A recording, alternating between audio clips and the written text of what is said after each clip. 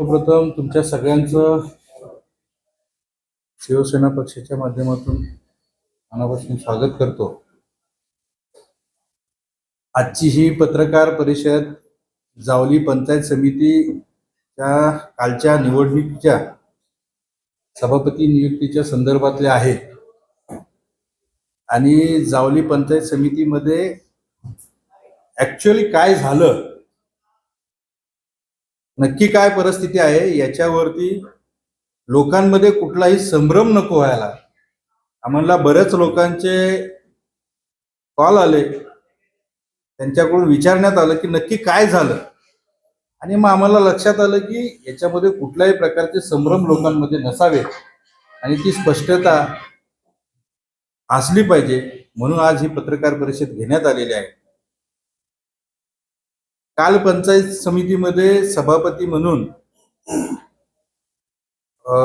भारतीय जनता पार्टीचे सौरभ शिंदे त्या ठिकाणी त्यांची निवड झाली। आम्ही निवडणूक लढत असताना मेढा नगर पंचायतीमध्ये शिवसेना स्वतंत्रपणे लढली। त्याच्या अगोदर कुठल्याही परिस्थितीमध्ये आमच्या घटक पक्षाने एकत्र यावं, एकत्र लढावं अशी कधीही भावना व्यक्त केली नव्हती। कायम गृहीत धरायचं आणि कायम कुठल्याही प्रकारे शिवसेनेला अस्तित्वच नाही अशा पद्धतीची भूमिका त्या ठिकाणी आमच्या महायुतीतल्या पक्षाची होती। आणि जिल्हा परिषद पंचायत समितीसाठी त्याच पद्धतीने त्यांची भूमिका होती की यांच्यामध्ये कुठल्याही प्रकारे हे निवडून येऊ शकत नाहीत, शिवसेनेची ताकद नाही अशी भावना त्यांची होती।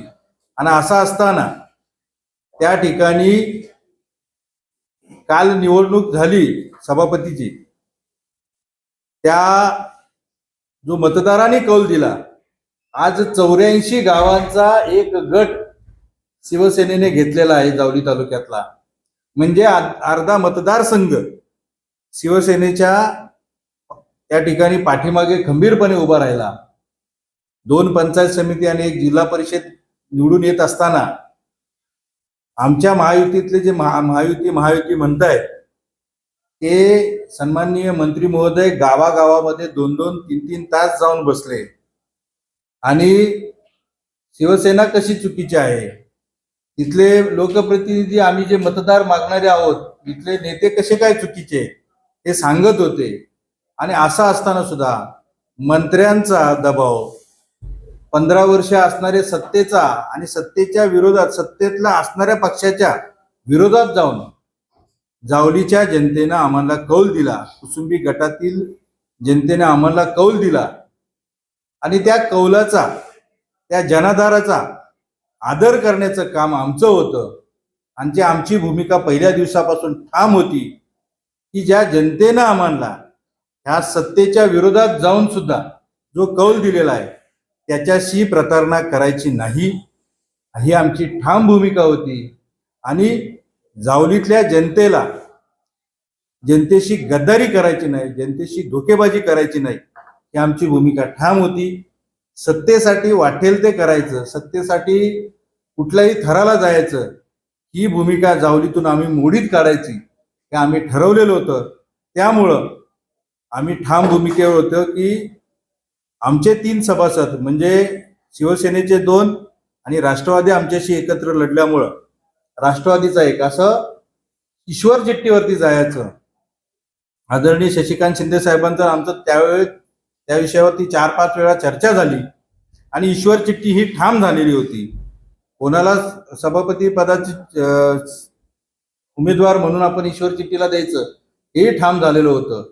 असं असताना या कालच्या सभापती निवडीमध्ये अचानक, आता मी काल मंत्री महोदयांचा बाईट ऐकला तो, त्याच्यामध्ये असं म्हणतायत मंत्री महोदय की शशिकांत शिंदे साहेबांनी आमचं अगोदर सगळं बोलणं झालेलं होतं, त्यांची सकारात्मक भूमिका होती। मग त्यांचं अगोदर बोलणं झालं तर आम्हाला अंधारात ठेवण्याचं कारण काय होतं, आणि आम्हाला अशा पद्धतीनं फसवण्याचं कारण काय होतं?